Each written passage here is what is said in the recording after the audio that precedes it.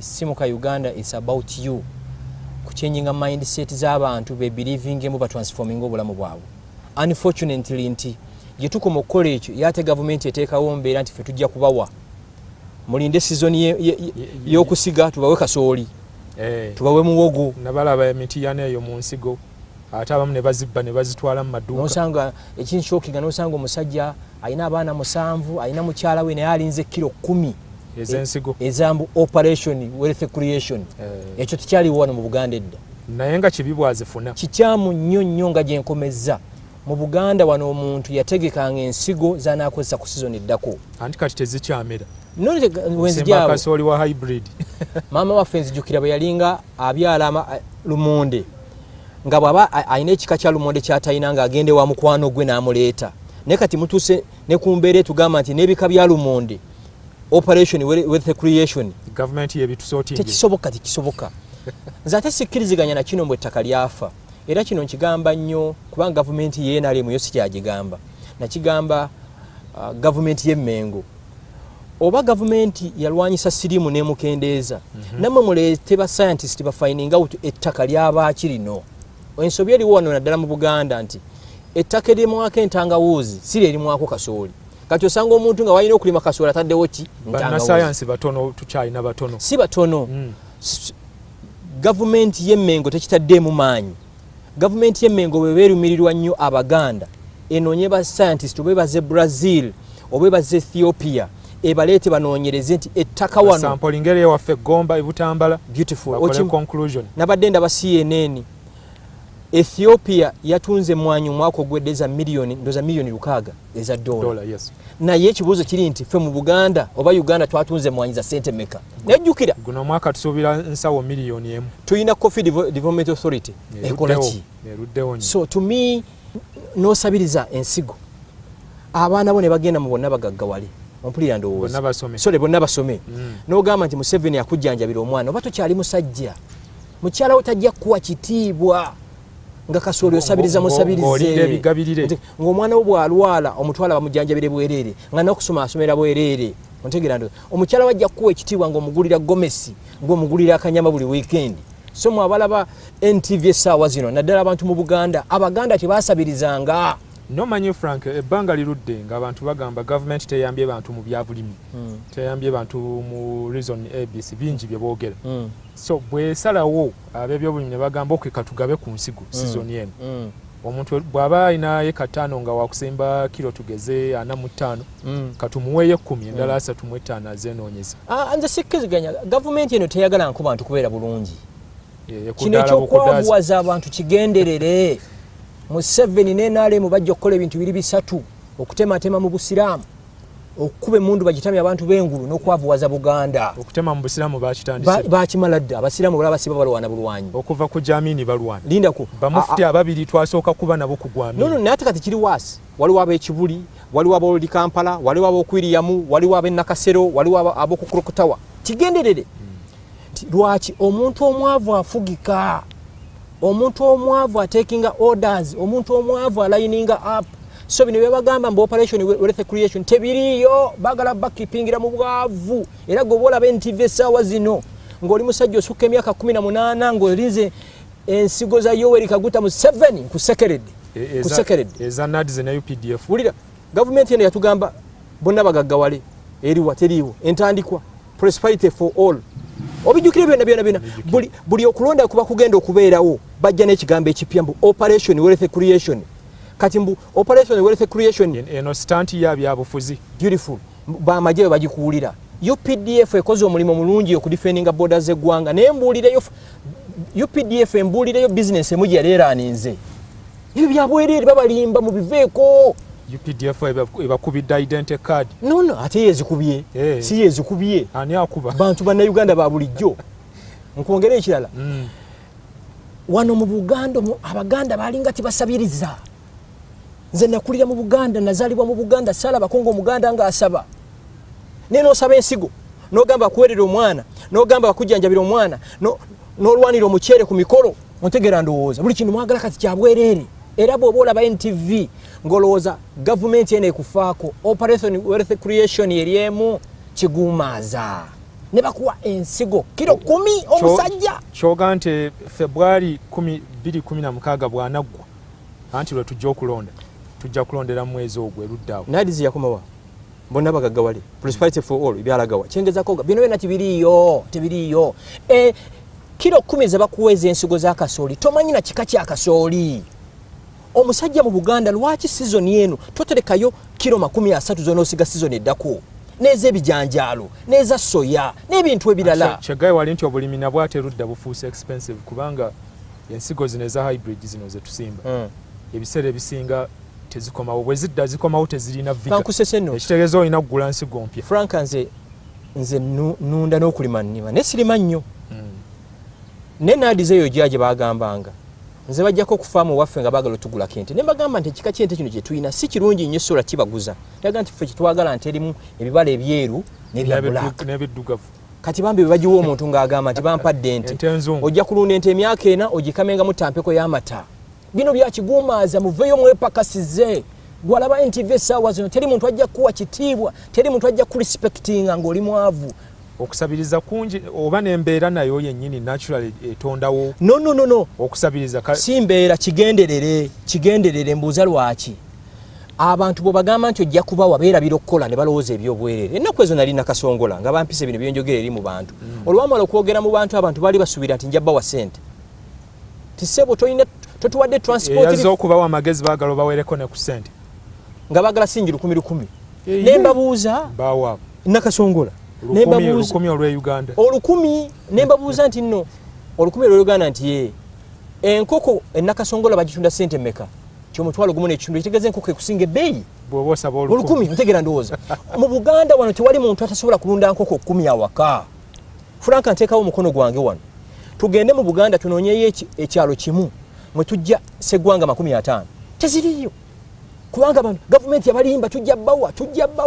bakyalinze fe NRM twagigwamu dda ne tutandika okwepakasiza mulime ebisambu atali musiraamu lunda embizzi mukole buli kintu kyonna ekireeta kasente obeeremu n'akasente kubanga kigenderere gavumenti eno yajja kwavuwaza Buganda lwaki gavumenti eno engeri yokka gyesobola okutwalako Abaganda ettaka lyabwe kubaavuwaza kubanga omuntu kasaana abeera mwavu ettaka ajja ddikola ki ajja dditunda era bakikoze kubanga ettaka lyonna litundwa wano liri mu Buganda gavumenti naye yonna si yerigula lyonna abaligula abasinga abanyunyusa abasinga abaligula banyunyusa abakolanga mmwe no kakusese ekyama bana ate tebakyagula eka bagula square ya mailo buli wolaba square ya mailo ebyalo nga 2 oh my god bana singa mumanya abanyunyusi bano bebanyaze eggwanga lino mwali balete mubasekera katudde mu kitundu ekyokubiri tuwaye kyagenda maaso tovaawo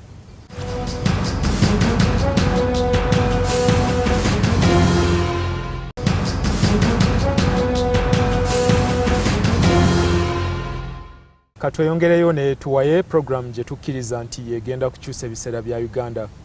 by'omu maaso bibeere birungi Frank Gashumba agamba n'olwaleero ekyusa n'enkya n'olunaku oluddako buli ddakiika n'essaawa zino alaba tuwaye n'asigala nga asigadde nga bw'ali aba alina ekikyamu ku mutwe tuwaye programu yammwe eno it's about inspiring people kubanga tewali muntu ajja kuraitinga yo destiny obulamu obulungi teri muntu ajja bukuleetera gwe wennyini gyoyagala biggwere bano abantu bemwegomba bagakani bamadivani bobama bonna obulamu bwabwe be babwekolerako kati mwe gavumenti kye yabakola ne bagamba yo yejjo baterereza gavumenti eno weetuuse egenda tukutugamba nti mumanyi funa omukazi ngenda mukuwasiza era mukkirize ffe twabigaana ffe tukera kwepakasiza nga kumuluka waliwo we bagabeeza okwanjula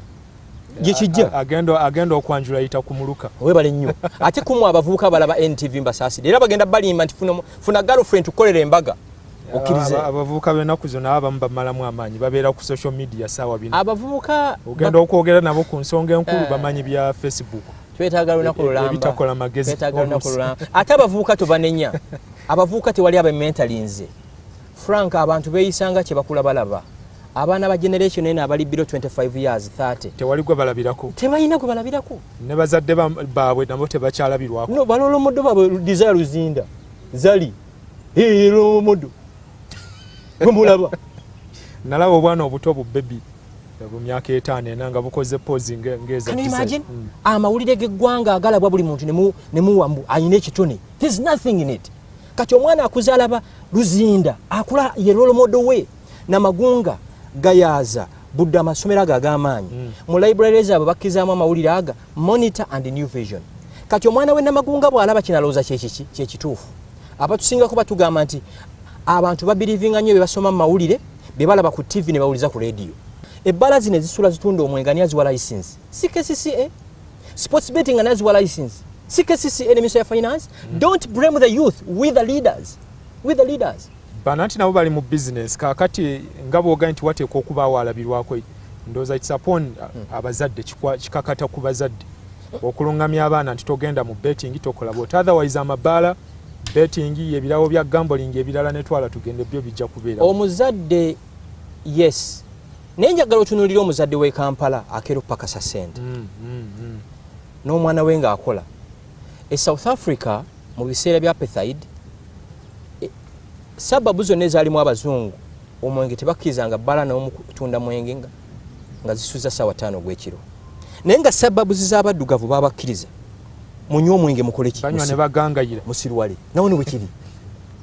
sports betting amabaala mbuza bakikugira lwaki mubaleke banywe omwenge basirwale kuba kati generation y'ennaku zino baana bavuga boda olumala okuvuga boda n'agenda n'agula akatiketi ka sports betting nayambala omujoozi gwa Arsenal ne Man U teri abaguiding ku weekend n'alinda emipiira weebale nnyo so toba blaming social media ye Uganda ekulaga the real society gye tu living in poze ekirala nyina akatabo kenerabidde akafuluma mu America bakizudde nti abaana abakulidde mu family eziri well off eziriko bulungi mu America eziri kale bakozesa social media ng'okunoonya emirimu okunetworkinga n'okutandika business naye ate abaana abakulidde mu family eziri obubi bakozesa social media okuwemula okumala ebudde obungi ku bintu ebitaba empowering. Ebungereza bagamba nti syphilis ndowooza ye kabootongo atandise okulabikira mu baana ab'emyaka 16 okutuuka kwa 27 28 ensonga baawaya Facebook nenga bikwatagana biti ne bannyonnyola nti bakozesa Facebook kunoonya ani gwe baneetaba naye mu bikolwa ebitaliimu plan. Kakati tugende empola gwalaba NTV essaawa zino Facebook eyo gy'oliko gyeko ki wali ogyeko business naye ng'ate buli naku oteekako MBs olabe kyekiriko. Yes, internet yali badde ekuleetera bugagga bannammwe bwe mwenkana emyaka abali e Germany abali e Israel bakozesa social Facebook ogaggawala nemwe mugikozesa obuseegu bannammwe bwe mwenkana nabo emyaka bali mu ggula mataka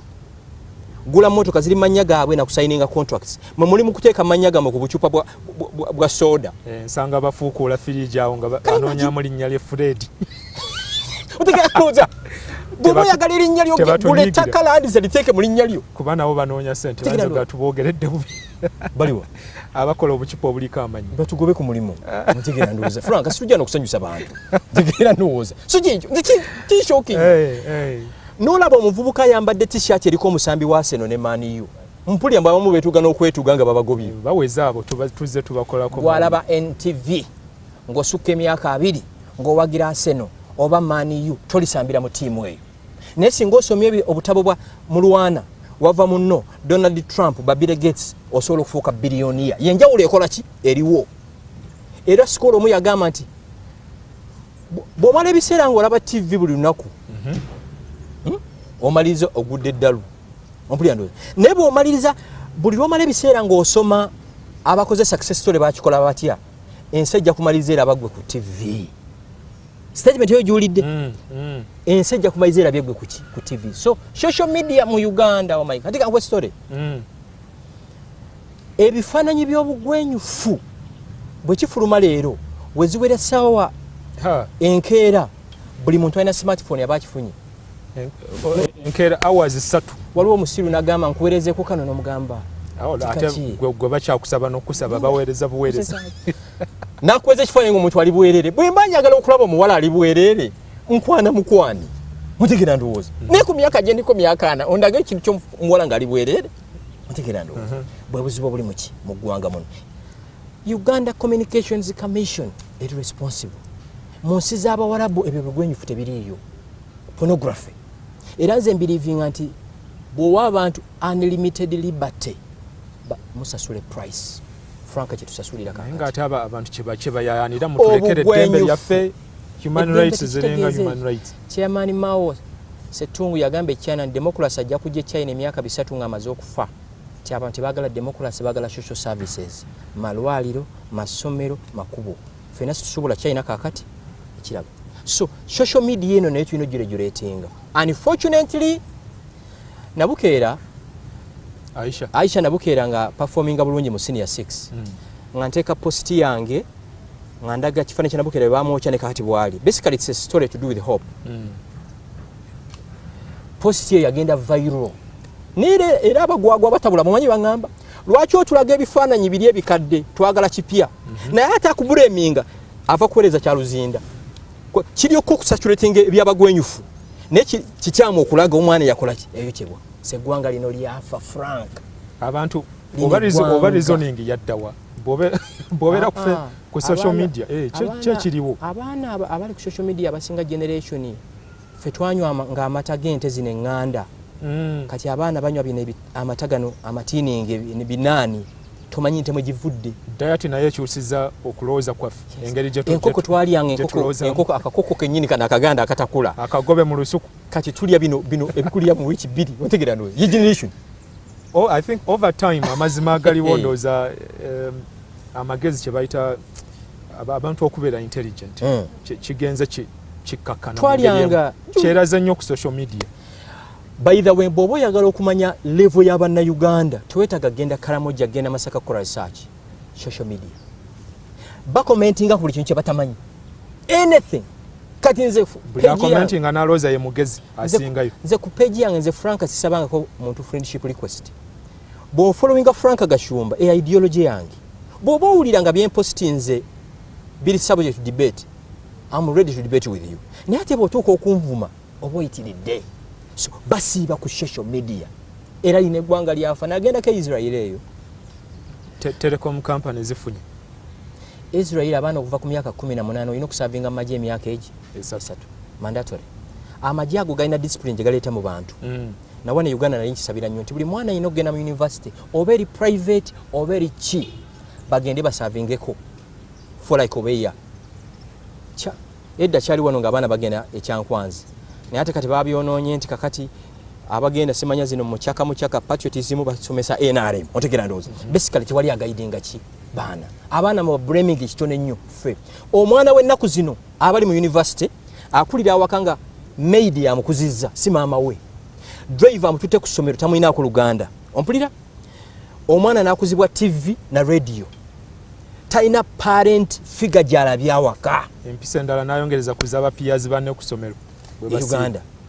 era mu banenye kitono nze era omuntu wa posting ekintu ekirifane ku Facebook nga nonye emyaka gye ngendo kinywa nga emyaka gye eyo nga muddamu ne mugamba ku myaka gye siku expecting ku postinga bintu nga bino bwayagala okunnumba nga mu banning ekirunyi ti Facebook yatukola application gye bayita njagala enyeri bagita block ban and delete naye wandi balese no basisimula no kireke waliwo omuntu akuchallenging with the points naye omuntu bwatuuka okuvuma akuchallengingira ku bugwenyufu busiru bwe sirabangayo billboard ya Coca-Cola nga Pepsi erangirako nze page yange it's about inspiring people nontegera ndowooza bw'oba toli willing kujja mu ideology gye tulimu don't come naye nga Frank eggwanga lino lyafa gwe bw'oba oli muzadde ng'olaba NTV essaawa zino tuveeyo tununule eggwanga lino naye eggwanga lino lyafa ate omuntu asinze okutta eggwanga lino Yoweri Museveni buli kimu mu kisiba ku ye tosobola kwogera kati ajja agamba atya ku Facebook tosobola kwogera ku Yesu n'otayogera ku Sitaani tosobola kwogera ku baana balina myaka 25 ne weerabira abadde mu bukulembeze emyaka 3 tekisoboka bakuze balaba ye yalekera buli muntu gasiya buli mukyasanga kyakola as long as tokutte ku ntebe ye ompulira ndowooza as long as kati tunya menesi ya boda mu Kampala Jeno Kayihura ya enforcing elements ezo president naga nti ayagala okwambala akoleki ajambali osanga omuvuzi wa boda nga gitadde mu mayembe naye avuga takitadde kuki akawala bule emisinde naye mukuba ne mumenya amagulu n'agenda Mulago naye nawulidde nti Mulago kasaba kizula nti badde tuyambadde element balina budde Mulago thank you bayisiza rule no waliwo amateeka ge batayisa nga sima wandike wantu sima wandike kasita bakuzula ndio yambadde element naye be bantu baffe kibakakatako okutaasa obulamu bwabwe ate banaakola ki naye kati oyagala mulaga ekola etya banga nti mulaga abalwadde basingayo kubeera nabo abangi baana ba bodaboda bagudde ku accident so Liberty ene yajja mu Uganda era nsaasidde omukulembeze ali taking over Yoweri Museveni wagenda okutandikira tuli babinnyo atulese anaatuleka tuli babinnyo kwenkana ki Frank nze ntambula mu masomero mbeera mu makanisa nkyalira amaka g'abantu mbeera na buli kika kya muntu mbeera n'omuntu asingayo okubeera obubi n'asingayo okubeera waggulu kyenjogerako nkikola kinkimanyi lino eggwanga lyafa lwaki abazadde twapuling out mu bulamu bw'abaana ne tupuling out mu kulaakulanya eggwanga ne tulirekera abakulembeze kati abaana bemulaba ennaku zino don't blame those children gw'omuzadde alaba NTV essaawa zino gwalaba NTV essaawa zino wiiki obeera n'omwana we saameka gwalaba NTV essaawa zino ng'obeera mu Kampala diwakoma okulya ekyemisana oba sapa n'omwana wo omwana akoma omukaaga gwa kiro gw'okomawo 9 ontegera ndowooza alaani nga wako mumanyi house boy ne shamba boy ne maid omwana n'akulanga balolo modo be TV n'abakozi abali awaka